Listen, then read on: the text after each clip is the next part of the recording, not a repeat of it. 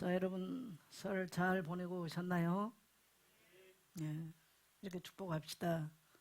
우리가 흩어지는 자리에 복음의 거룩한 씨가 심겨졌습니다.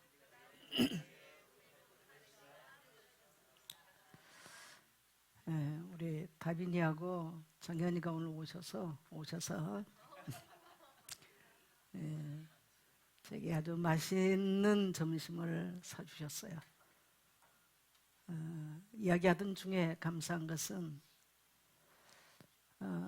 가정 복음화를 위해서 기도하고 외할머니 할아버지에게 복음을 전하려고 작년 1년 동안 청년회에서 전도에 대한 훈련한 내용들을 다 이렇게 파일에다 넣어가지고 기도하면서 갔대요.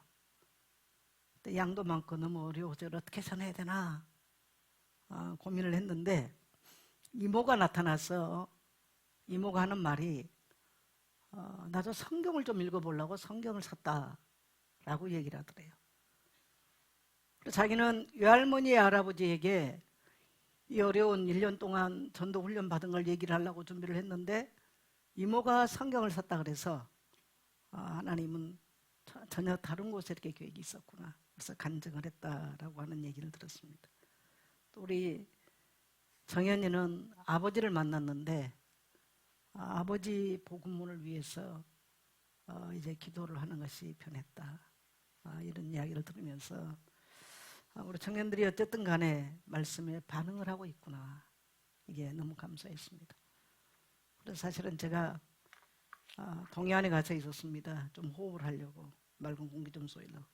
근데 우리 귀한 우리 천국 공주들이 밥을 먹자 그래서 제가 새벽 3시에 일어나서 성경 읽고 묵상하고 5시에 성경 올려놓고 밑에 숙소에서 내려와서 바닷가에서 한 20-30분 호흡하고 그리고 제가 운전을 하고 한 150km 달려왔어요.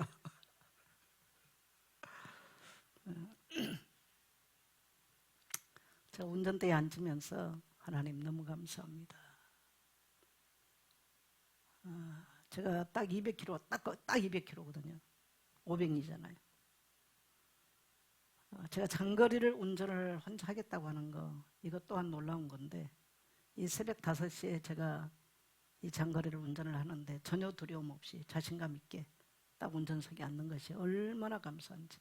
하나님, 우리 모든 성도들의 기도를 들으셨고, 저의 기도를 들어주셔서 너무 감사합니다. 너무 제가 혼자 감사해서 새벽에 차에 오면서 혼자 너무나 기쁜 붕해를 하고 왔습니다.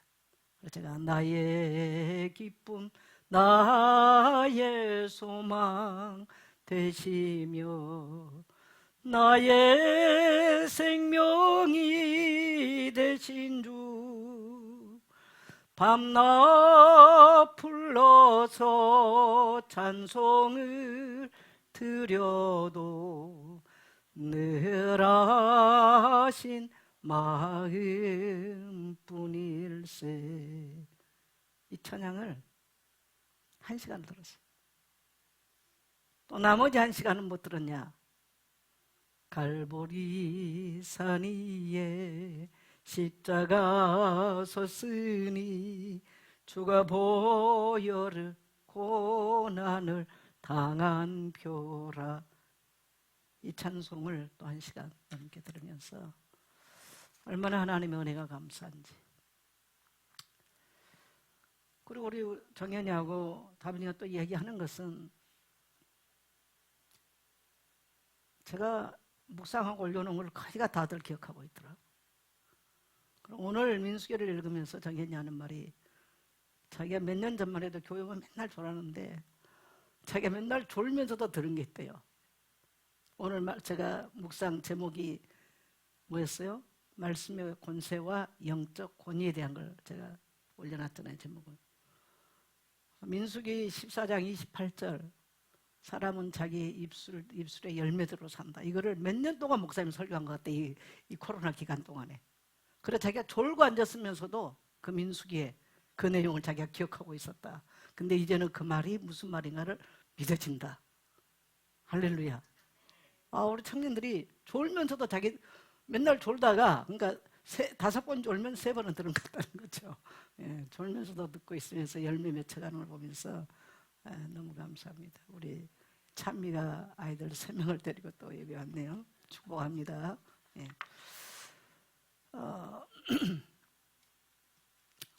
한 주간 이렇게 좀 시간 있는 대로 뭘 좀 제가 많이 봤냐면 미래 교회, 한국 교회와 세계 교회는 어떻게 갈 것인가 제일 많이 고민하고 있는 거 아니겠어요? 근데 놀랍게도 이렇게 뭐 그냥 일반 학자들이나 기독교인들이나 여러 가지 측면에서 앞으로 5년, 10년이면 기독교는 거의가 정말 존재할까라고 하는 질문을 해야 된다라는 그런 이야기를 해요. 한 목사로서 얼마나 두렵기도 하고 참 마음이 힘들죠, 사실은. 그러나 목사는 웬만하면 강단에서 힘든 이야기는 안 합니다. 그러나 사실이 그래서 제가 시간 나는 대로 그런 것들을 찾아봤어요.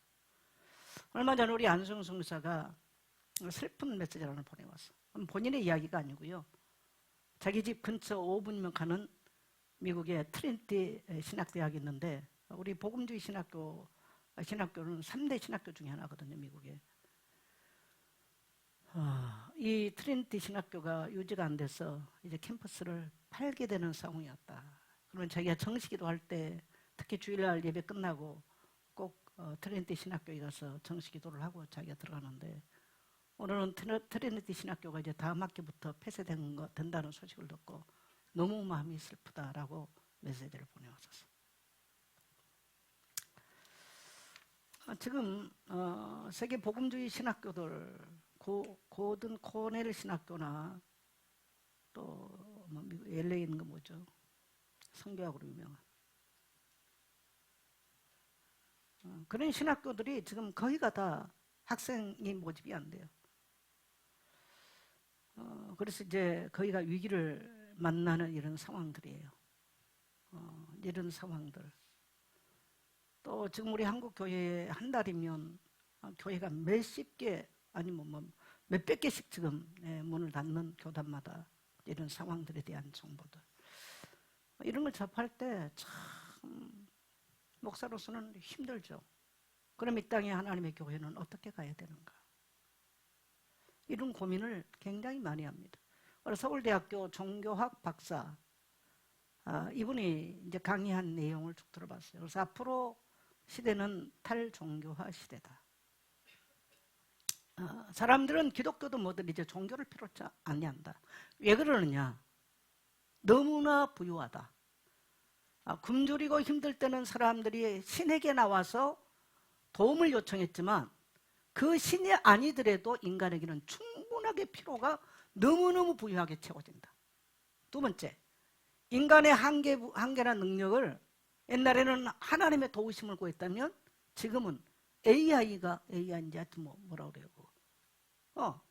그래서 이미 하나님의 영역에 도달할 만큼 인간에게 능력을 공급하고 있다. 그래서 인간은 더더욱 신에게 인생의 길을 물을 필요가 없어졌다.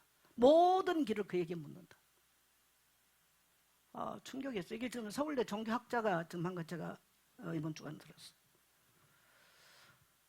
그래서 사람들은 그 다음에 정의 교회가 옛날에는 정의를 말하고 뭐 사이인데 지금은 민주화가 세계 곳곳에 이루어졌기 때문에 굳이 교회나 뭐 성경 하나님 말하면서 정의를 말하고 이건 할 필요가 없다. 이미 전 세계가 다 민주화는 거기가 이루어져 있다. 그리고 뭐 사회 분배 뭐 이런 이야기도. 그래서 더 이상 사람들은 종교를 의지하지 않고 종교의 힘을 빌리지 않고 하나님이나 교회에 어떤 의존을 하지 않는다. 이런 이야기다. 그 다음에 이제 교회들이 왜 기독교가 묻는지 교회 쪽에서 내놓는 이런 걸 볼 때 첫째, 목회자들의 타락. 이게 저는 뭐 당연하다고 생각합니다. 목회자들의 타락. 물질, 그 다음에 성적으로, 그 다음에 권력적 지배 구조도 이런 것들. 그 다음에 또 하나 제가 이제 눈여겨본 건 뭐냐면 교회가 세상과 어느 날 가까워져야 된다고 하면서 교회 담을 하려는데 교회 예배가 락밴드 단들이 와서 하는 건지 하나님을 예배하는 건지 굳이 락밴드들이 하는 것을 본다면 교회를 왜 갈 필요가 있는가? 더 이상 교회는 필요가 없다. 또 하나는 마치 뭐 영화 극장처럼 해놓고 세상과 가까워지기 하는데 세상은 교회보다 훨씬 화려하고 조명이 화려하고 세련된 이런 극장이 너무나 많다. 굳이 교회까지 갈 이유가 있겠는가? 또 사람들을 만나고 하기 위한 카페같이 교회를 그렇게 하는데 사람을 만나고 그런 그 카페 같은 교회를 왜 가느냐? 그게 어느 정도로 먹힐 줄은 모르지만 그건 본질이 아니다. 그래서 교회는 이 땅에 지금 소망이 없고 문을 닫을 수밖에 없는 상황이 왔다. 그런 이야기를 제가 이제 이런 쪽 저런 쪽을 다 제가 좀 많이 좀 이제 차분한 시간 들어가지고 좀 살펴봤어요. 여러분 답이 뭐라고 생각하세요? 근데 놀라운 것처럼 최근에 제가 작년부터 좀 쭉 듣고 있는 통계 중에 통계가 하나 있어요. 이번에 제가 이제 보면서 미국의 교회들이 복음주의 교회도 무너지고 진보적 교회도 무너지면 다 무너집니다. 이거는 세계적으로. 우리 한국도 마찬가지고. 근데 부흥을 하는 데가 있어요. 부흥. 그게 뭐냐니까 놀랍게도 그 정교회가 지금 미국의 복음주의 교회에서도 이탈을 해서 글로 가고 진보주의에서도 글로 간다는 거예요. 그러면 정교회는 1500년 동안 똑같은 모습으로 예배를 드려요. 예배 시간은 2시간 반이에요. 설교 뭐 이런 것부터 다 그렇고 거기는 2시간 반 서 있어야 돼요. 근데 복음주의나 지금 교회에서는 좋은 의자에 너무 좋게 편하게 앉아가지고 설교도 짧게 30분에 마치고 이런 데 다닌 청년들이 탈퇴를 하고 그런 데로 지금 몰린다는 거예요. 왜 그럴까라고 해보니까 교회를 찾을 때는 교회의 본질을 접하고 싶은 거지 세상과 가까워져서 세상하고 담이 없는 카페 같은데 극장 같은데 락밴드 단체 같은데 사교 단체 같은 데를 왜 가야 되는가? 종교에 대한 본질적 질문하는 사람들은 진보주의든 복음주의든 간에 탈퇴를 해서 그런 쪽으로 가고 있다. 나는 정교회를 간단 말 깜짝 놀랐어. 그게 이제 미국의 통계적으로 나왔어. 이창근 선교사님이 우리 선교사들 방에다가 며칠 전에 자료를 하나 올렸는데 뭘 올렸냐니까 영국의 젊은이들이 요즘 교회로 굉장히 많이 컴백을 한다는 거예요. 영국은 성교회잖아요. 성공회. 기운이 뭐냐니까 좀 많은 이민자들의 모습과 교회가 약화되는 모습 보면서 굉장히 이제 성공회는 굉장히 여기도 또 이렇게 그 전통적인 이런 데 아닙니까? 그걸로 간다는 거예요. 그걸로 많이 간다는 거죠. 젊은이들 돌아간다는 거예요. 그래서 그 정교회 가서 뭘 알고 싶으냐면 도대체가 기독교는 어떻게 왔으며 오늘날 복음이며 복받고 뭐 편하고 자유해라 이게 기독교의 모습 뭐 응답을 받고 축복을 받고 뭐 하나님 사랑하고 이게 과연 기독교의 본질인가? 그러면 2000년 기독교 역사 속에 진행되어 왔던 기독교는 어떤 기독교인가? 그러면 정교회 같은 데는 그 역사적 자료가 많잖아요. 그래서 교부 신학이나 교부 철학이나 교부들의 신앙이나 그래서 사막 교부들이 어떻게 신앙을 접했고 삼위일체는 왜 만들어졌으며 성경은 언제만에 왜 성경의 권위가 있는가? 왜 인간은 성경을 돌아? 이런 거에 대해서 본질적 대답을 한다는 거예요. 그러니까 사람들이 거기를 간다는 거죠. 조경대 목사님, 여러분 아시죠? 개신대학교를 만드셨던 조경대 목사님이 살아계실 때 그분이 재작년 1월달에 소천하셨잖아요. 제게 이제 늘 저를 보면 정 목사는 내 딸이야 그러면서 늘 그분이 아들들만 넷이지 딸이 없어. 늘 저를 보면 정 목사는 우리 내 딸이야 그러면서 그들의 며느리나 아들도 그 하나 둘째 아들이 개신대학교 총장이지 않습니까? 내가 손잡고 왔고 조 총장 정 목사는 내 딸이야 그러면서 그렇게 소개를 해요. 작년 여름에 조 총장이 전화가 한번 왔어요. 목사님 식사 한번 하시죠. 가가지고 같이 그 아내 손성현 박사하고 같이 식사를 하면서 아버지께서 살아계실 때 늘 정 목사님 이야기를 많이 하셨는데 오늘 아버지도 생각나고 그래서 목사님 같이 식사를 하고 싶어서 불렀습니다. 살아계실 때 이제 그 세대 어른들, 그 조 목사님이 같은 뭐 신학교 동기들이나 이런 분들 중에 제가 주일학교를 다녔던 우리 고향교회를 거쳐간 분들이 있어요. 그 중에 한 분이 제가 6살 때 정영림 목사님이라고, 제가 6살 때 저희 고향교회로 같이 가신 분인데, 이제 제가 아는 이야기를 하니까 그분에 대한 소식을 몇 번 얘기를 하더니, 몇 년 전에 이제 그분이 계실 때 그 아들 목사님이, 아들이 구파발인가 어디에서 목회를 하는데 목회를 너무 잘한다는 거예요. 그래서 그쪽에서 목회를 하고 있구나, 아들이. 근데 그 목사님은 아직 소천을 안 하셨어요. 그러니까 100살들이 거의 다 돼가신 분들이죠. 근데 신경문 선교사가 자기가 젊은 목사 중에 설교를 즐겨 듣는 목사가 하나 있다는 거예요. 신경문 선교사가 작년들 하는 말 중에. 근데 구파발 어딘데 정대훈 목사님이라고 얘기를 해요. 근데 이 젊은 목사가 굉장히 본질적인 설교를 해서 자기는 그분의 설교를 많이 듣는다. 목사님 한번 들어보세요. 그러나 요즘 누구 이렇게 메시지 듣고 이걸 내가 못해. 그러고 내가 이제 안 받았어요, 한 번도. 근데 오인종 기자가 이제 같은 지금 총회예요.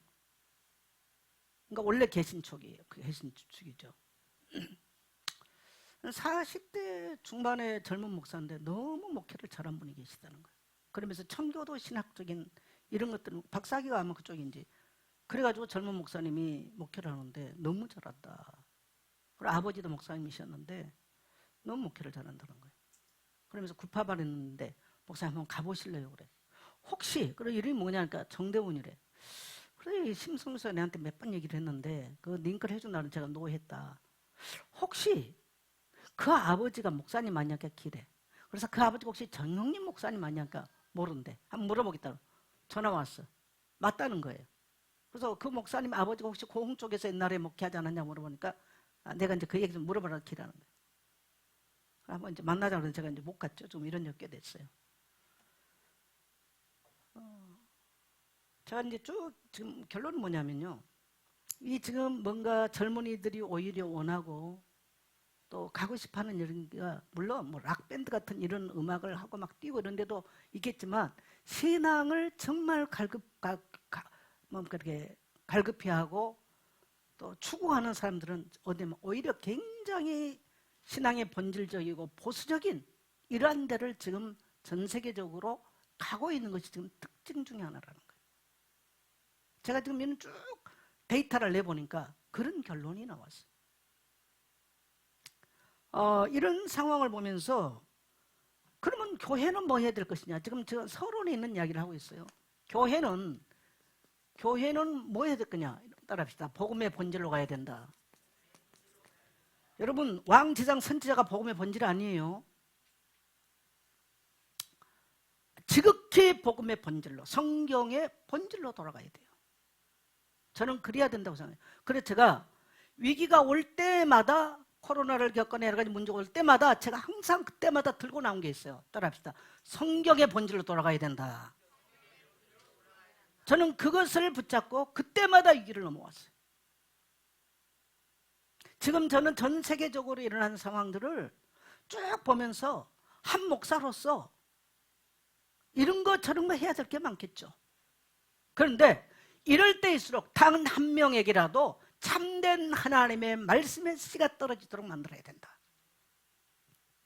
성경이 성경으로서 하나님의 말씀으로서 전달돼야 된다. 할렐루야. 그 생각을 너무나 많이 합니다.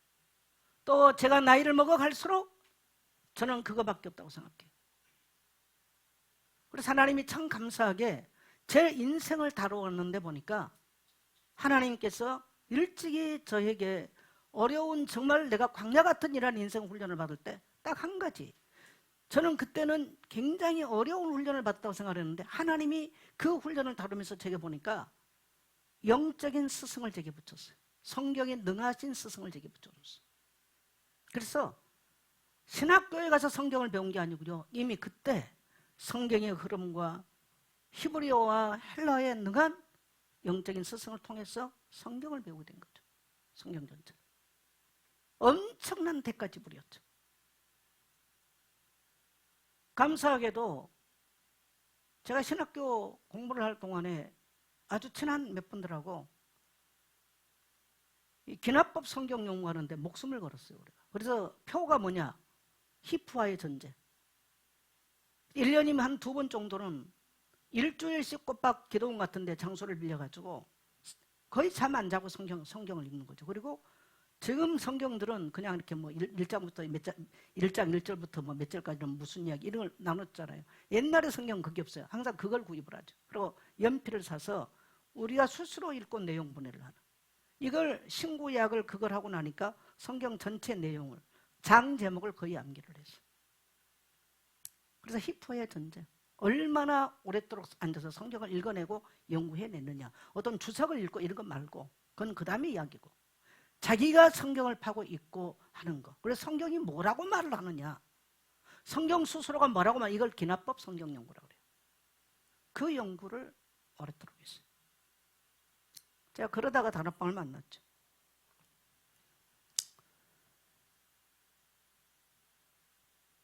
만일에 제가 그러한 성경의 바탕이 없었으면 어떻게 했을까 이런 생각을 너무 많이 하게 되면서 참 하나님의 은혜가 너무나 감사하다. 제게 그러한 시간들을 주시고 그러한 마음을 주셨던 또 그 열정을 주셨던 하나님께 너무나 감사하다. 제가 그 생각이 들어요. 그래서 복음은 많은 대중이 아니고요. 한 사람, 한 지역 여기에 집중해야 돼요. 이게 일어나야 돼요. 그래야 복음이 뿌리를 내리고 열매를 가질 수 있습니다. 대충 모아놓고 설교 한번 하고 끝나 이렇게 해가지고는요. 여러분 땅에도 씨를 뿌려놓고 그냥 씨 뿌려놓고 놔둬버리면 안 자라요. 그거. 다시 흙을 덮고 다시 물을 주고 햇빛이 잘 드는지 안 드는지 물은 잘 빠지는지 이게 확인이 돼야 거기서 싹이 나고 열매를 맺고 아름다운 추수를 할 수 있습니다. 이게 사역이에요. 그래서 사람을 키우는 데는요. 반 죽여놓을 정도로 집중이 필요해요. 그게 아니다. 존말 해준다. 절대로 하나님의 사람을 온전하게 잘하지 못합니다. 자, 오늘 제가 이제 서론의 이야기를 지금 그렇게 풀었어요. 오늘 본론에 한번 가서 사도권의 기초.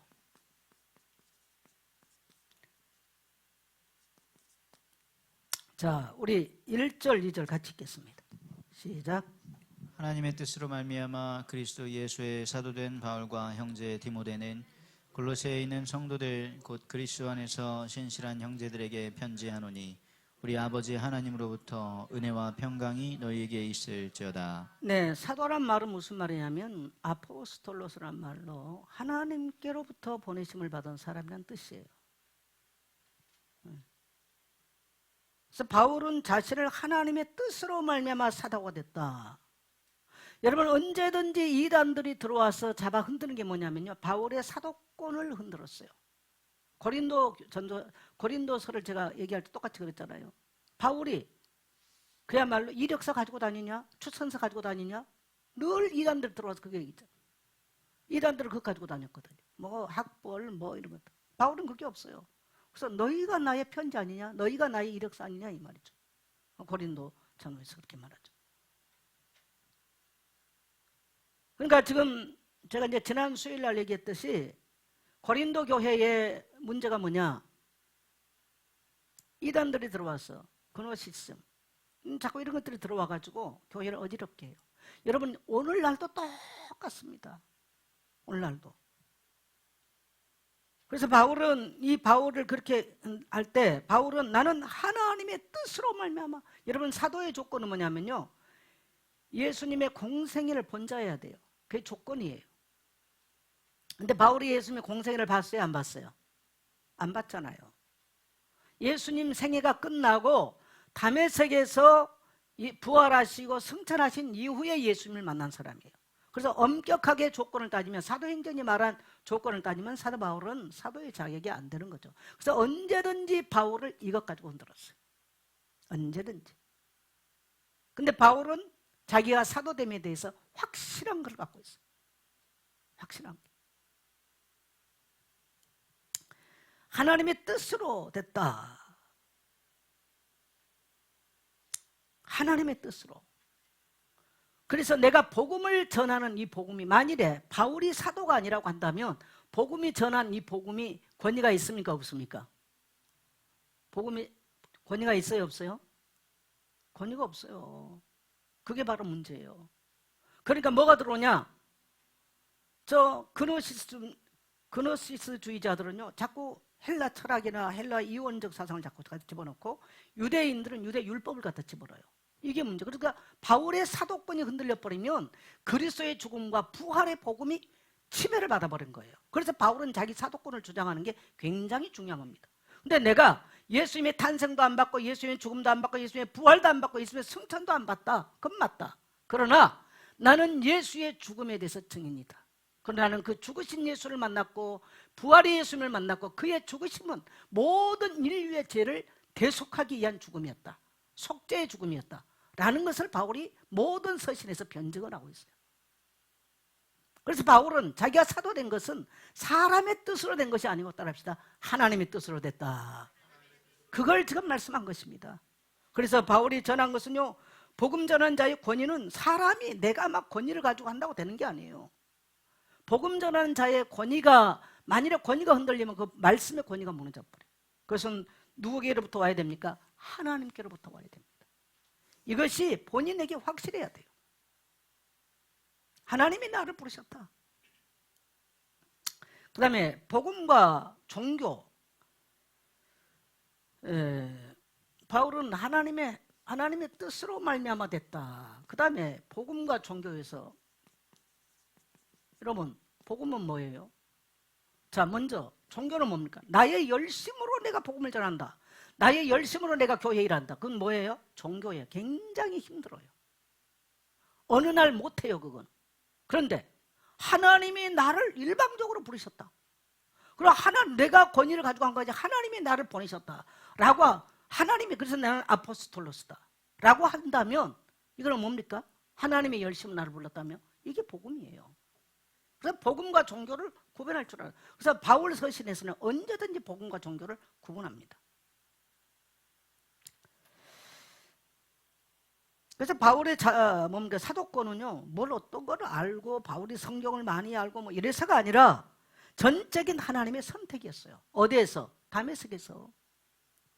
그래서 바울은 언제든지 가서 복음을 전할 때 자기 간증을 하죠. 어디서? 다메섹에서. 하나님의 일방적 부름, 일방적 선택. 그래서 우리가, 여러분, 어떤 일을 할 때 하나님의 부르심이 맞는가? 라고 하는 거. 저는 내가 하나님의 일을 함에 있어서 쭉 살아오면서 하나님이 말씀을 주셨어요. 제가 가끔은 간증을 한 번씩 하잖아요. 저는 제 생에 내가 결혼의 문제에 대해서 단 한 번도 고민을 해본 적이 없어요. 제가 딱 한 번 한 적이 있어요. 언제였냐? 제가 교회 목회를 8년을 하고 8년 4개월 만에 제가 목사 안수를 받았어요. 제가 40대 중반이 됐을 때 제가 목사 안수를 받았어요. 저는 목사가 돼야 되겠다 말아야 되겠다, 목사를 빨리, 한 번도 그것도 고민한 적이 없어요. 근데 어느 날 총회가 만들어지더니 저에게 목사 안수를 받으라고 어른들이 부르더니 이야기를 했어요. 저는 목사가 되겠다고 기도를 해본 적이 없었어요. 제가 목회를 하면서 성찬을 할 때 전부 다 외부에서 목사님들 불러왔어요. 세례를 줄 때 외부에서 불러왔어요.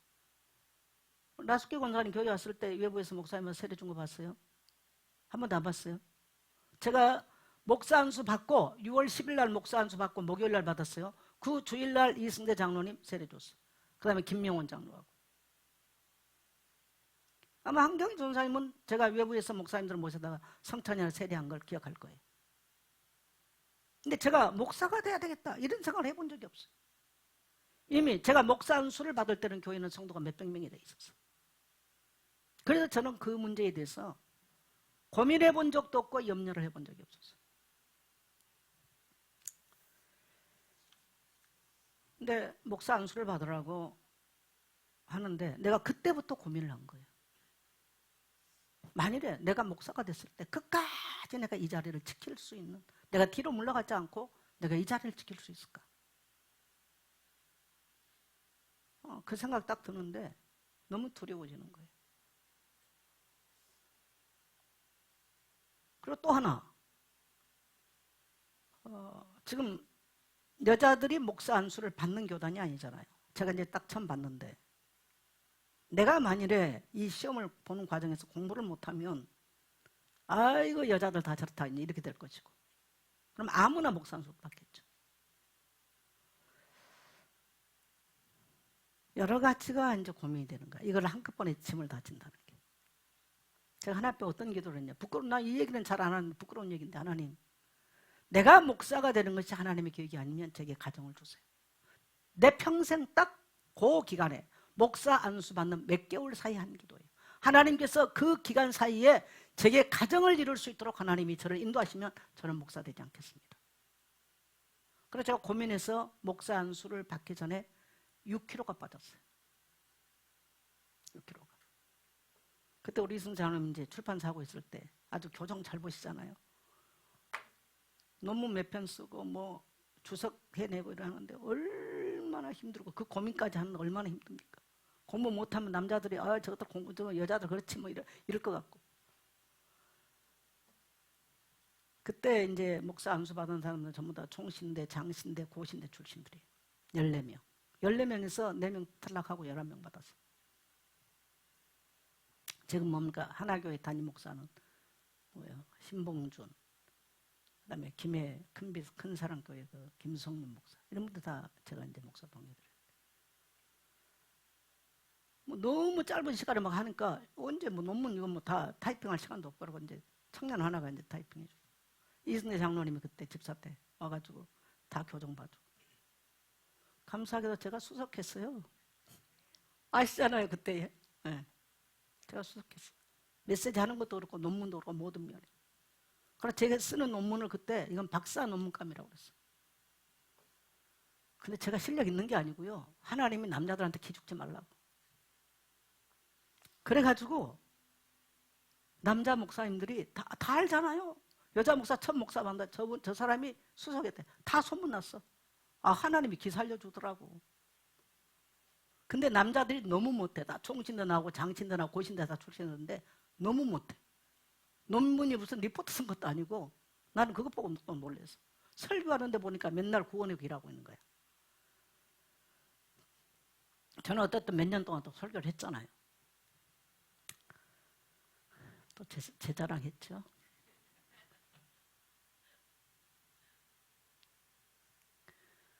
내가 목사가 되면 정말 그 자리를 물러가지 않을까. 끝까지 복음을 위해서 나의 인생을 맞출 수 있을까. 하나님 말씀 하나에 내 생을 걸 수 있을까. 이 고민을 하니까 너무 제가 두려워지고 자신이 없는 거죠. 오늘 우리는 내 직분과 내 삶의 자리가 내 야망의 산물인지 하나님의 부르심인지 우리는 정직하게 한번 생각을 해봐야 돼. 그래서 언제든지 우리가 무슨 일을 할 때 따라합시다. 하나님의 부르심인가. 그거 굉장히 중요해요. 굉장히. 제가 지금 서론에서 여러 가지 교회의 시대적인 어려움을 왜 지금 얘기를 하겠어요. 오늘날 이런 것들이 약해지면서 지금 교회는 약화돼 가고 있는 거죠. 여러분 질문 한번 해볼게요. 1세기의 초대교회가 어려웠을게요? 지금이 어렵겠습니까? 지금이 어려워요. 나는 기독교 복음이 증거되는 시대는 언제든지 어렵다고 봅니다. 언제든지.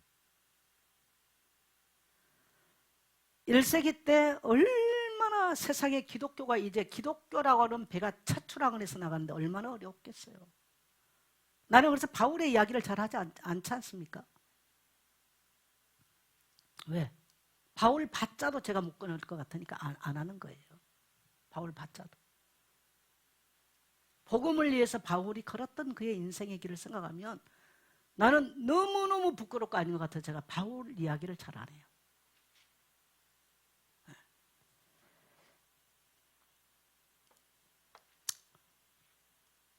하나님이 그 몇 달 기간에 제게 가정을 안 줬어요. 그래서 제가 목사가 돼서 지금까지 왔어. 참 부끄러운 얘기인데요. 하나님 제게 가정을 주시면 저 목사 안 하겠습니다. 하나님 딜을 내는데 하나님 그걸 안 받아주시더라고요. 그래서 지금까지 왔죠. 자, 바울이 3가지를 감사하죠. 첫째는 뭡니까? 바울이 뭐 감사했어요? 자, 우리 읽어보고 3절 읽어보고 시작. 우리가 너희를 위하여 기도할 때마다 하나님 곧 우리 주 예수 그리스도의 아버지께 감사하노라. 바울이 기도할 때마다 하나님 아버지께 감사한다는 거야. 자, 첫째 4절 시작. 이는 그리스도 예수 안에 있는 너희의 믿음과 모든 성도에 대한 사랑을 들었으며 네. 5절 갑니다. 너희를 위하여 하늘에 쌓아둔 소망으로 말미암음이니 곧 너희가 전에 복음 진리의 말씀을 들은 것이라. 네, 첫째는 뭐예요? 그들의 믿음. 믿음은 뭡니까? 하나님을 향한 거죠. 하나님과의 관계예요. 여러분, 사람과 사람 사이에서 굉장히 중요한 게 뭡니까? 신이에요. 믿음이에요. 신실한 신이, 믿음, 진정성. 그래서 우리가 믿음이라고 하는 것은 하나님과의 위로 수직 관계예요. 이건 하나님과의 관계를 말하는 거예요. 그다음에 신앙은 관계의 법칙이다. 신앙이 뭐냐? 관계라고 정의할 수 있어요. 첫째로 뭐냐? 믿음이라는 것은 사람에 대한 거. 이거는 이제 우리의 신이라고 말할 수 있는데, 내가 너희 믿음 때문에 너무나 감사하다. 이것은 너희가 하나 복음을 듣는 날부터 너희 믿음이, 그 많은 지금 교회에 환란이 오고 그 많은 이단들도 난리를 치는데도 너희가 이 복음을 통해서 하나님에 대한 믿음이 식지 않았다. 여기에 대해서 감사하고 있는 거예요. 믿음이 확실해야 돼요. 여러분, 지금 세상이요, 온갖 일들이 다 일어납니다. 종교학자들 나서 더 이상 기독교나 더 이상 종교는 필요가 없다. 모든 것이 다 채워준다. 이러고 지금 말을 해요. 또 여러분요, 뉴에이지는 뭐라, 네가 신이면 돼. 이렇게 지금 가르칩니다. 어린 아이에게도 가르쳐요. 제가 루크 이야기 했죠. 학교에서 루크에게 뭐 이렇게 하는데 명상을 아이들 미국으로 시켜요. 그래서 명상할 때 뭐라고 했냐? 나는 신이다, 이걸 외우게 하는데 루크가 나의 하나님은 여호와 하나님이시다. 이걸 영어로 외우는 걸 집에 와서 했다라는 얘기. 제가 얼마 전에 언제 했었죠? 이게 지금 세상이에요. 네가 신이야. 요즘은 이제 네가가 아니라 AI가 신이야.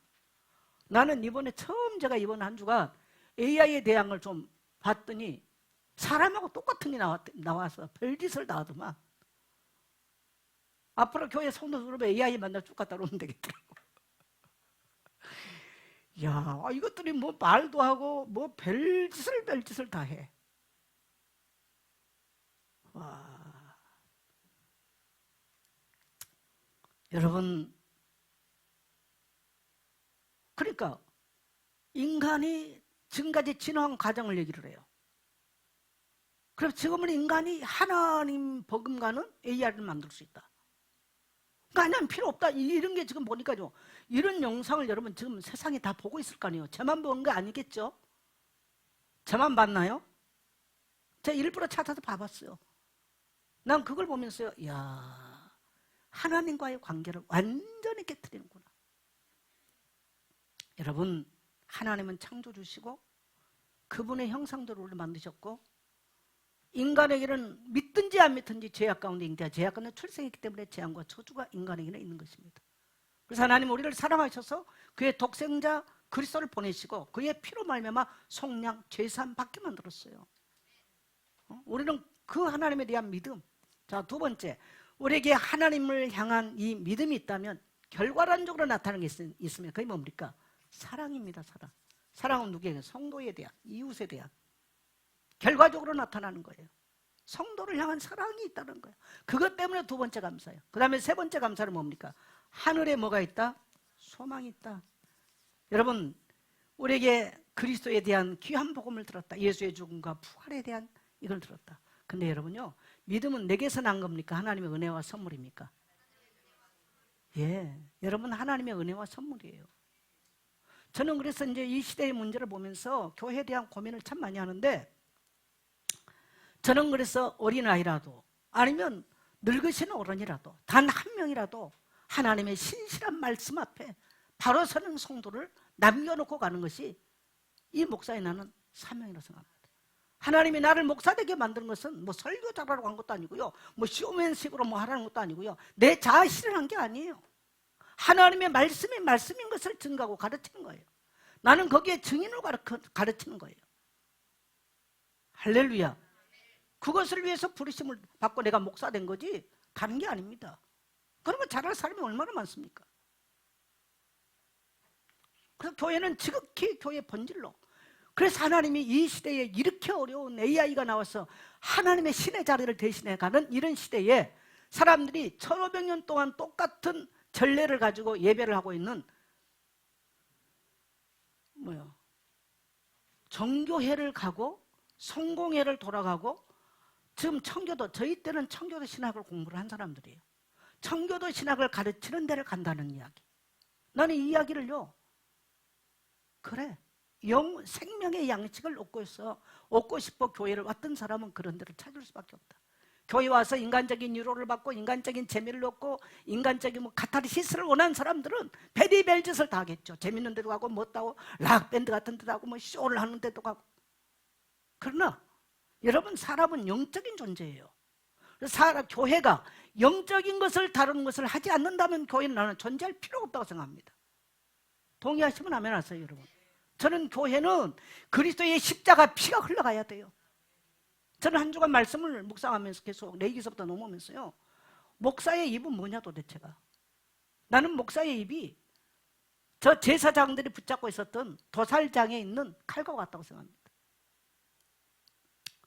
제사장들은 양과 짐승을 잡았어요.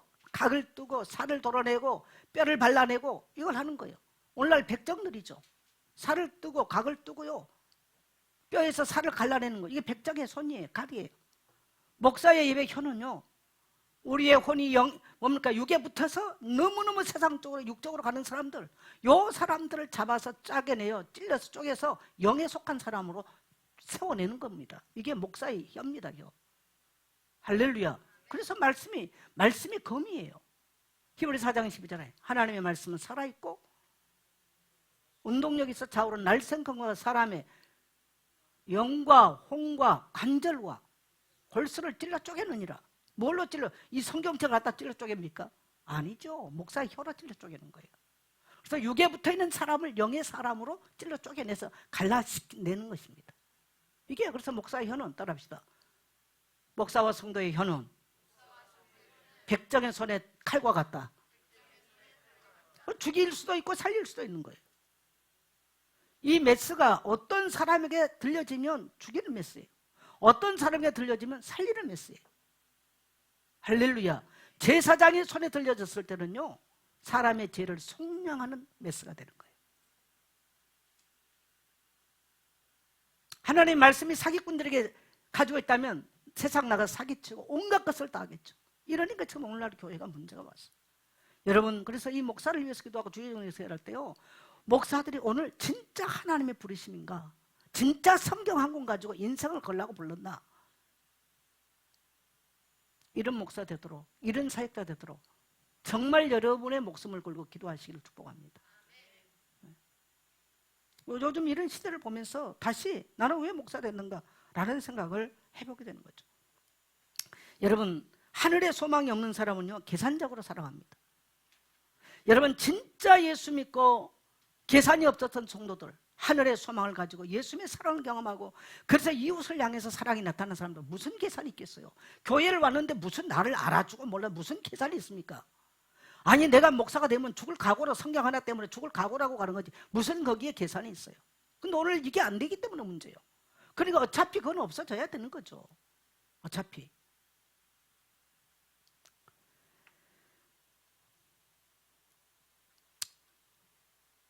그래서 우리가 하늘의 소망, 여러분, 우리가 이 땅에서 고난을 받고 환난을 받아도 장차 하늘에서 받을 영광스러움은 이 세상에 비교할 것이 없다 라고 생각한다면 기꺼이 우리 인생을 초계와 같이 버릴 수 있고 이 세상 유혹에 흔들리지 아니한 것입니다. 아멘. 정말 우리 오늘도 우리 청년들이 많이 왔어요. 많이 아니고 4명 왔는데 또 그래도 또 우리, 나는 이러한 확고한 신앙의 결단, 신실하신 하나님에 대한 믿음들이 우리 다음 세대들에게서 확실하게 되기를 축복합니다. 자, 복음은 생명력이 있어요.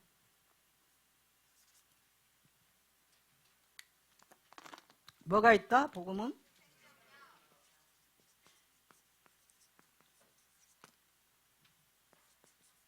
자, 복음은 생명력이 있어요. 복음을 받고 깨닫고 믿을 때부터 복음은 뭐가 맺혀? 열매가 맺혀요. 그 첫 번째 열매가 뭘까요? 따라서 성품의 변화.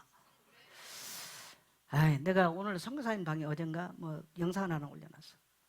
어떤 목사가 설교를 하는데 뭐라고 하냐면, 윤리와 도덕적으로 문제는 죄가 아니다. 하나님이 그거 얘기하러 가지 않는다. 율법이 범한 것을 죄가 아니다. 여러분 어떻게 생각하십니까? 내가 우리 성도들 방에는 내가 안 올려놓고 선교사들 방에 올려놨어. 선교사들 그거 듣고 다 욕했을 거야. 또 어떤 목사인지도 알아. 들어보니. 여러분 로마서 1장 18절에 32절을 보세요. 32가지의 제목이 나와요. 난 도대체가 그 사람들이 말하는 죄가 뭔지, 죄가, 성경이 죄라고 말한 걸 지들이 죄가 아니라고 해요. 그걸 회개한 게 아니라고 그래요. 뭘 회개합니까?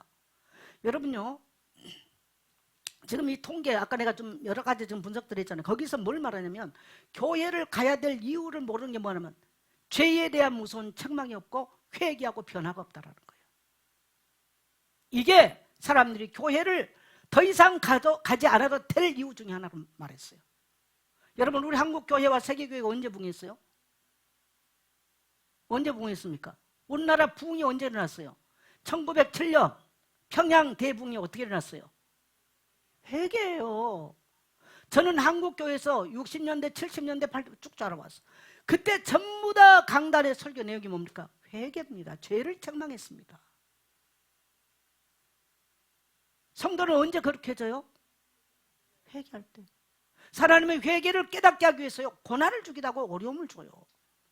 그래서 성도는 그러한 광야 같은 세상을 거치면서 하나님 앞에 죄가 죄인 것을 고백해서 토해낼 때 성도는 성결해지기 시작하는 거예요. 우리가 레위기서 읽고 민수기 읽잖아요. 아니 하나님이 그렇게 어렵게 출애굽했으면 바로 직행으로 가나안 땅 가면 되지, 무엇 때문에 광야 들고 별짓을 다 합니까? 왜 그래요? 광야 통과해야. 저들 속에 뭐가 있는 줄 알아? 불평한 놈들. 그 입에서 불평이 불불불 나와. 원망하는 놈들 원원원이 나와요.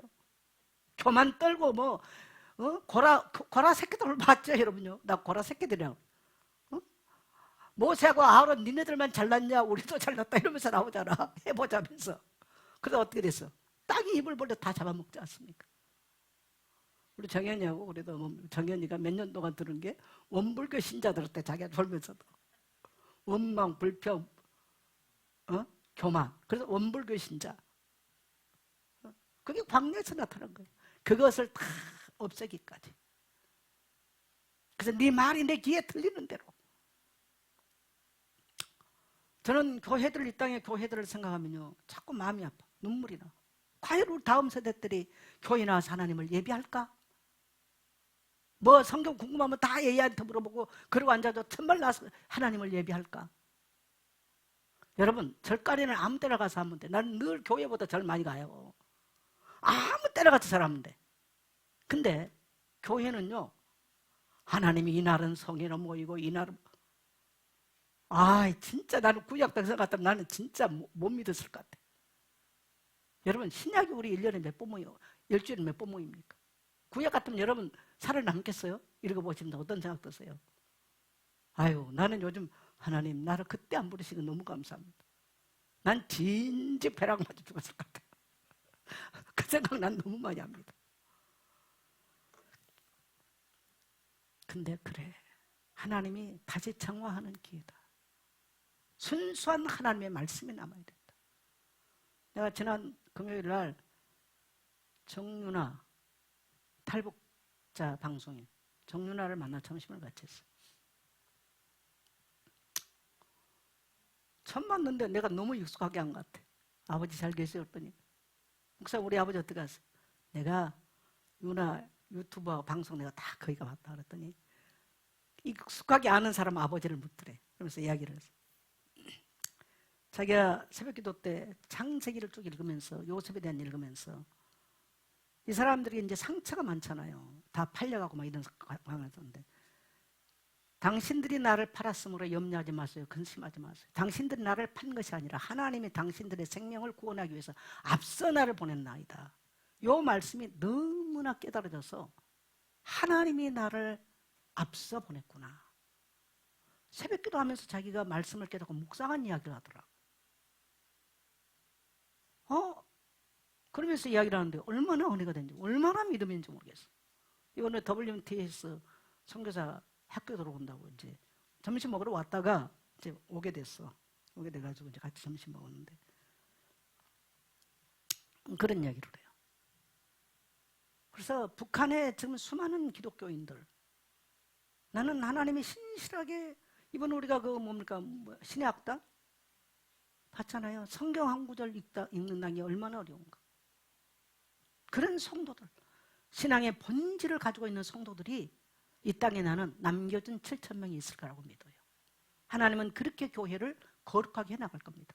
제가 그 생각을 하면 마음이 평안해지는데, 그러않고 이 땅에 일어나는 일을 생각하면요 너무나 가슴이 쓰려. 이 땅의 교회를 생각하면 정말 성경이 하나님의 말씀으로 전달이 될까? 그래서 저는 안타까워요. 이런 말이 있어요. 목사와 여자 치마는 짧을수록 좋다. 목사들이 아무렇지 않게 쓰는 말입니다. 여러분, 청교도 시절에 대표 기도를 제일 길게 몇 시간 한 줄 아세요? 9시간이 걸린 사람이죠. 청교도 신학에. 우리가 청교도하고 공부할 때 그걸 공부했어요.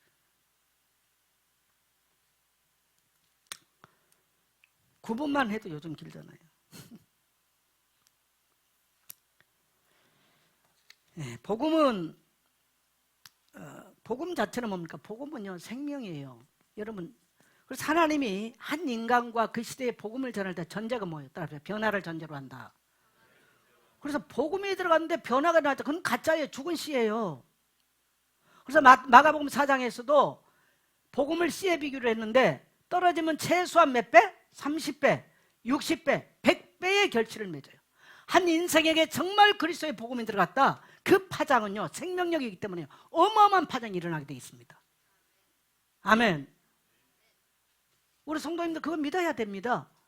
여러분의 환경 상황이 안 바뀌는 것 같고 여러 가지 문제 있는 것처럼 보이지만, 여러분의 속에 복음의 씨가 분명하다면 여러분을 통해서 사망의 권세가 물러갈 것이고 죄의 권세가 물러갈 것이고 저주의 죄의 권세가 물러갈 줄 믿습니다. 그러면서 하나님은 생명의 역사를 일으키는 거예요. 씨앗이 땅에 떨어지면 자라나듯이요, 복음이 우리 영혼 바닥에 박히면 반드시 열매를 맺힙니다. 그래서 믿음은 변화를 증명하지 않으면 가짜예요. 여러분, 많은 복음을 받았는데 사람은 여러분 실수할 수 있어요. 언제든지 우리 땅에 살면서 넘어질 수 있습니다. 근데 그것을 하나님 내가 실수하고 죄를 범했습니다라고 회개하는 것과 그런 것들은 죄가 아니다, 괜찮다 하는 것은 다른 이야기예요. 여러분, 복음에 들어갔다면 따라서 변화를 전제로 한다. 여러분, 예수님을 만났던 가늠하다 현장에 잡힌 여자, 예수님 뭐라고 말합니까? 또 가서 그렇게 해도 괜찮다고 그랬어요? 복음이니까 괜찮다고 말했습니까? 뭐라고 말씀하셨어요? 다시는 가서 죄를 범하지 마라. 그러면 그 여자 가서 범했을까 안 범했을까? 없어요. 그러나 안 범했을 겁니다. 자, 그 다음에 예수님에게 향유 부었던 여자, 이 여자는 7 귀신이 전혀 들렸다. 근데 이 사람에 대한 주석을 누가 했냐면 옛날에 누구죠? 사반의 십자가 쓴 사람. 그 책을 보면은 뭐라고 돼 있냐면 7 귀신이 성경 7 귀신 들렸다라고 돼 있어요. 거기밖에 없어, 그 내용이. 근데 이분은 창녀라고 나옵니다. 그래서 귀신 들려서 했던 짓이 창녀였다. 근데 이제 갈릴리 주변에서 밤마다 나가서 노래를 부르면서 남자들 유혹했던 여자로 그렇게 묘사가 돼요. 근데 이 사람이 예수님 만나고 나서, 그래서 예수님이 주로 창기들을 만났고 세리들을 만났잖아요. 대표적인 케이스가 향유 부은 여자예요. 7 귀신 들렸고 창기 출신입니다. 근데 그 여인의 삶이 어땠어요? 자기 모든 거, 소중했던 거 다 깨트려서 헌신했잖아요. 자, 변화가 일어났어요? 안 일어났어요? 일어났잖아요. 그래서 예수님이 장례를 앞두고 마지막 예수님의 죽음을 앞두고 함께 했던 여자예요. 변화를 전제한 거예요. 예수님의 복음은 귀신 들린 자가 귀신이 물라고 삶의 변화를 일으켰고, 옷을 먹고 살았던 사람 옷을 주워 입은 거예요. 장기들이 변화를 받고요, 세리 마태 변화를 받고 자기 집에 예수님을 초청하고 또 다른 사람을 초청해서 자기 것을 나눴어요. 그 다음에 기자가 또 누굽니까? 삭개오. 역시 마찬가지입니다. 반드시 복음은 변화를 가져왔어요. 그게 복음이에요. 아멘입니까? 그러면 한 개인을 그렇게 변화시켰다면 시대의 복음이 증거되면요, 여러분, 복음이 증거되면 사회적으로 두 가지가 나타나요. 첫째 뭐냐? 노예 제도가 없어져요. 자, 미국 링컨 대통령이 갈라디아 2장 3장입니까? 자유자나 다 자유함을 위해서, 종된 자나 자유인을 다 자유하기 위해서 내가 복음을 줬다. 이 말씀을 들고 2장 28절인가, 그것 들고 나와서 대통령 되면서 노예 제도 폐지시켰어요. 그 다음에 여자들의 신장이 바뀝니다. 이런 반드시 그 사회의 복음이 들어가면 이렇게 신분 제도가 바뀌는 거예요. 따라서 복음은 변화를 전제로 한다. 그럼 우리 개인에게도 복음이 전개되면요, 뭐냐? 성품의 변화가 나야 돼요. 여러분, 성품과 성질은 달라요. 성질은 기질이에요. 그 사람의 기질은 안 바뀌어요. 자, 바울의 기질이 바뀌었어요, 안 바뀌었어요? 안 바뀌었어요. 그러나 바울의 성품은 변했나요, 안 변했나요? 변했죠. 성품은 뭡니까? 성령의 열매입니다. 그럼 우리가 어떻게 열매를 맺느냐? 성령에 의해서. 그래서 갈라디아서 5장 20절, 성령이 뭐가 나와요? 성령의 열매가 나오죠. 9가지 성품에 대한 이야기입니다. 그러나 그 사람의 기질은 하나님이 들어 쓰시죠. 베드로의 불같은 기질, 하나님 베드로를 사용하세요. 바울의 그 학문적인 기질, 하나님이 쓰신 거예요. 에스라의 그 학자의 혀, 하나님이 쓰신 거예요. 할렐루야. 네, 성품과 성질은 다른 것입니다. 뭐가 변해야 될까요? 성품이 변해야 돼요. 성품. 성령이 그 성품을 어루만진 거죠. 사랑과 희락과, 전에는 슬퍼하고 절망하고 그 어둠이 가득했던 사람은요, 희락으로 바뀌어. 자기만 알았던 사람은요, 나누고 베풀 줄 아는 삶으로 바뀌는 거예요. 사랑과 희락과 온유와 성품 자체가 변한 거죠. 그 다음에 복음은, 자, 나무를 씹으면 성장합니까, 안 합니까? 성장하죠. 그래서 여러분, 신앙은 성장해야, 인격적으로 그렇고 모든 삶이 성장해 가야 돼요. 할렐루야. 성장해 가야 돼요. 성장하지 않는다? 여러분 자녀가 성장하지 않는다? 심각하게 고민할 겁니다. 만일에 성도가 영적으로 성장하지 못한다? 목사는 고민하는 거예요. 하나님은 더 고민하실 것입니다. 그래서 하나님은 이 시대에 뭔가를 행하시겠죠. 사실 우리는 앞으로 이 시대가 어떻게 전개될지 한치 앞을 몰라요. 앞으로 3년에서 5년이면 세상은 완전히 바뀐다고. 지금 모든 내가 영상들을 보니까요, 뭐 일론 머스크도 그렇고 여러 사람, 내가 이번에요 많이 좀 찾아봤어요. 나 깜짝 놀랐어요. 뭐 AI를 어떻게 해서 어떻게 하는지는 모르겠지만 이 보니까 너무너무 지금 많은 변화를 예고합니다. 제일 타격을 입을 거 종교계라고 좀 봅니다. 제일. 근데 이것도 내 생각이에요. 염려하는 것도, 두려워하는 것도 내 생각이겠죠. 따라합시다. 모든 주권은 하나님께 있다. 그래서 우리는 말씀과 전쟁을 해야 됩니다.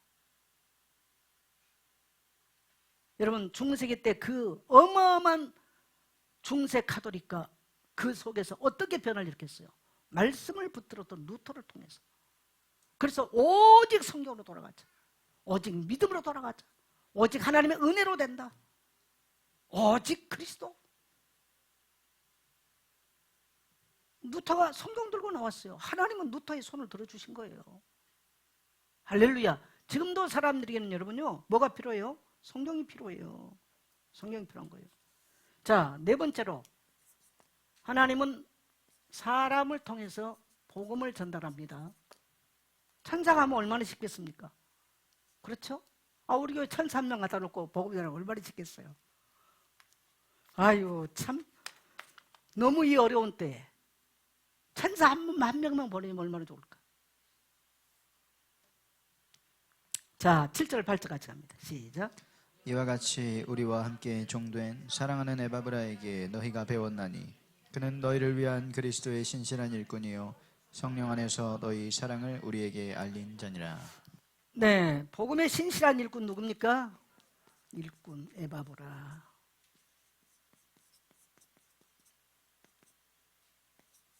전 에바브라 참 좋아해요.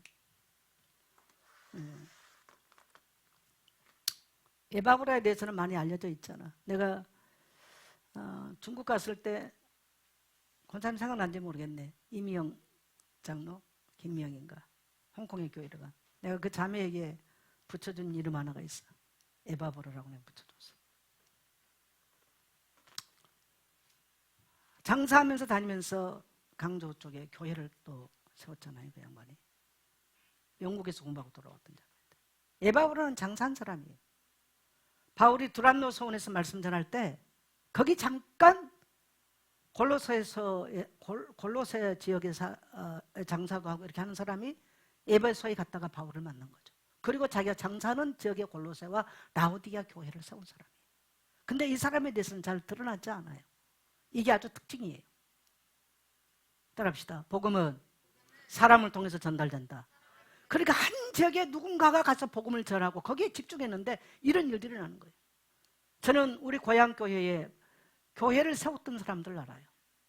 우리 작은아버지가 교회를 그리스도를 나한테 그렇게 표현해서 그리스도를 내가 모시고 왔다 그랬어요. 근데 그렇게 소개를 하신 분이 읍교회 장로님들이셨어요.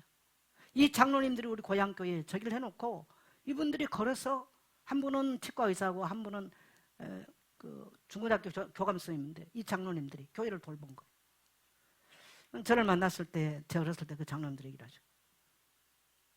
저는 우리 작은아버지 접대 가서 만나고 처음 알았어요, 그 사실을. 근데 그분이 끝내 안 믿었어요, 나중에. 한 지역에 누군가는 한 사람과 한 지역에 복음을 전달하는 거예요. 여러분요, 한 지역, 그 다음에 한 사람에게 따라봐 집중합시다. 그래서 누군가가 한 사람 한 사람에게 집중하는 거 굉장히 중요합니다. 앞으로는 다음 세대에 이 사람들을 키우기 위해서는 그 전략이요 굉장히 필요해요. 여기에 생을 걸고 여기에 힘을 쏟을 사람이 필요합니다. 이제는 옛날에 시호하던 식으로 많은 사람, 이 시대는 갔어요 이미. 이 시대는. 자, 그러면 복음의 신실한 일꾼이다. 에바브라는 뭔가 자신을 드러내지 않았죠. 그리스도의 복음만을 전했을 뿐이에요. 그리고 또 성도들의 사랑을 바울에게 전했습니다. 저는 여기에 물질을 함께 전했을 거라고 봅니다. 예. 그래서 교회는 이름 없이 빛 없이 복음을 배달하는 에바브라 같은 신실한 일꾼을 통해서 교회는 세워져 갑니다. 여러분 오늘 여러분 자신들이 이 에바브라 같은 또 우리 자신들이 목회자도 에바브라 같은 사람 되기를 간절히 소망합니다. 그래서 지금도요 복음이 천하 만민에게 전달되기 위해서는요 하나님은 누구를 찾고 있어요? 사람을 찾아요. 사람을 찾고 있어요. 한번 해봅시다. 복음은 사람을 통해서 전달됩니다. 그래서 한 사람 한 지역 여러분 꼭 기도하세요. 그 다음에 왜 복음이 전해야 되는가? 하나님은 바울이 능력이 있어서가 아니고 에바브라는 능력이 있어서가 아니에요. 따라합시다. 하나님은 복음을 통해서 일하신다.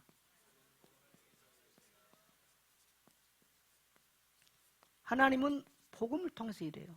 그래서 로마서 1장 16절 같이 합니다. 내가 복음을 부끄러워하지 아니하노니 이 복음은 모든 믿는 자에게 구원을 주시는 하나님의 능력이 됨이라. 자, 하나님의 능력이 나타난 게 지식입니까? 사람의 자질입니까? 뭐예요? 복음이에요. 복음 자체가 능력이에요. 그리스도의 죽음, 그리스도의 부활, 그리스도의 승천, 그리스도의 재림. 이게 복음의 능력인 거예요. 그 다음에 복음은 뭐라고요? 죄의 정죄하면서 죄의 소리를 자유케 만들어요. 로마서 8장 1절에 보면 그러므로 이제 그리스도 예수 안에 있는 자에는 결코 정죄함이 없나. 이는 그리스도 예수 안에 있는 생명의 성령의 법이 죄와 사방의 법에서 너희를 해방하였습니다. 그리스도의 복음을 듣는 어떻게 됩니까? 정죄하면서 자유함을 얻어. 마귀 권세로부터 자유함을 얻어요. 자, 누가복음 10장 19절. 여러분 다 암기하세요. 이런 구절들은. 시작. 내가 너희에게 뱀과 전갈을 전갈을 밟으며 밟으며 원수의 모든 능력을 제어할 권능을 주었으니 주었으니라. 너희를 해칠 자가 결코 없으리라. 아멘. 네, 우리 아까 두 자매들이 공주들이 하늘나라 공주들이 귀신에게 눌린 꿈을 가위를 하는데 귀신이 얼마나 붙어 있을까요? 그런 얘기. 귀신이 만일에 붙어있으면 한 사람이 하나가 아니라 거라사 지방 귀신에게는 보니까 한 군대가 들어갔어. 그러면 대한민국 군대는 60만이거든요. 60만이 더 들어갈 수 있는 거야. 돼지 떼 2,000마리를 한꺼번에 몰살시킬 정도. 그러니까 우리는 몇 마리 이게 문제가 아니고요. 그러나 대한민국 군대 곱하기 대한민국 군대를 할지라도 그리스도의 권세는 모든 뱀과 장가를 밟으며 원수의 능력을 제어할 권능을 우리에게 주신 줄 믿습니다. 그걸 믿어야 돼요. 자, 그 다음에 그리스도의 복음은 뭘 줘요? 믿음과 소망과 사랑을 줘요. 오늘 골로새 말씀처럼. 그래서 복음이 내 안에 들어왔다면 뭘 맺습니까? 열매를 맺게 되죠. 내가 맺는 게 아닙니다. 이건 성령이 맺어가는 거예요. 우리 안에 들어와서. 자, 그 다음에 종교는 사람을 힘들게 해요. 그런데 복음은 뭐라고요? 사람을 자유케 합니다. 살리는 거예요. 그래서 우리에게는 종교가 필요한 게 아니에요. 뭐가 필요해? 복음이 필요해요. 믿어지시면 아멘 합시다. 저는 우리 성도님들이 이 믿음 확신하게 되기를 축복합니다. 그래서 여러분이 복음 그러면 또 사람들이 이렇게 또 나는 정말 말도 하기가 싫은데 자꾸 말하게 되네. 복음적인 것과 성경적인 것이 다르다고 또 갈라쳐요. 미친 인간들이. 따라합시다. 성경적인 것이 복음적인 거고 복음적인 것이 성경적이다. 꼭 이재만 같은 소리를 해요. 아니 성경이 복음이고 복음이 성경이지 왜 그걸 갈라칩니까? 그래서 복음만 알면 되지 성경을 왜 안 읽어야 돼요? 이런 이상한 소리를. 여러분 그게요 사단의 소리 절대 들으면 안 돼요. 따라합시다. 성경 읽고 또 읽자. 그래야 하나님이 다양하게 우리를 조명해 나가는 거예요. 그래서 여러분 성도의 무기는 뭐다? 성경이에요. 말씀이에요. 설교가 아니에요. 성경이에요. 에베소 6장 17절 시작. 구원의 투구와 성령의 검 곧 하나님의 말씀을 가지라. 자, 하나님 말씀이 뭐라고요? 검이에요. 전쟁하는데. 그래서 성도의 무기인 거예요. 근데 이 무기 다 빼앗겼어. 아무것도 없어. 뭐 번들어만 말 가지고.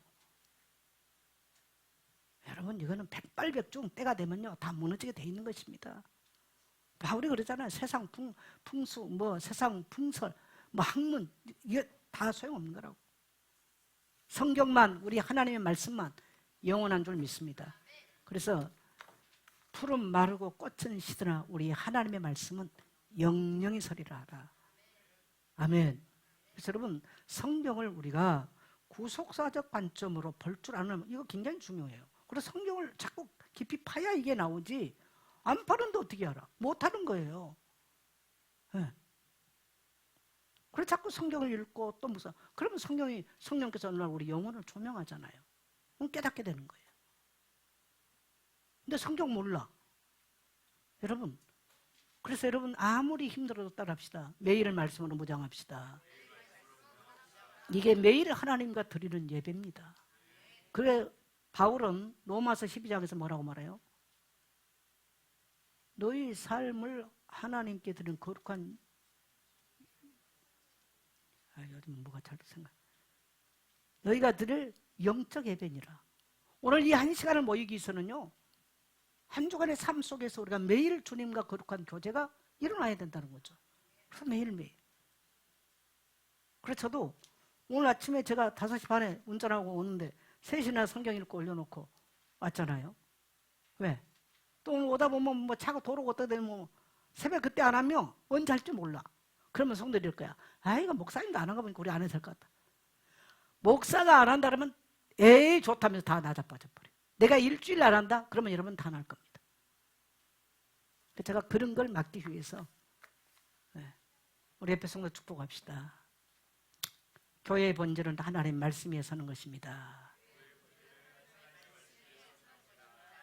여러분 목사가 뭐 학력이 좋고 학벌이 좋고 다 소용없어요. 그 사람 딱 얘기 들어보면 신앙의 본질에 서 있는가, 성경적 사고를 하고 있는가, 그게 중요해요. 어떤 목사가 여러분 바른 목사 생각합니까?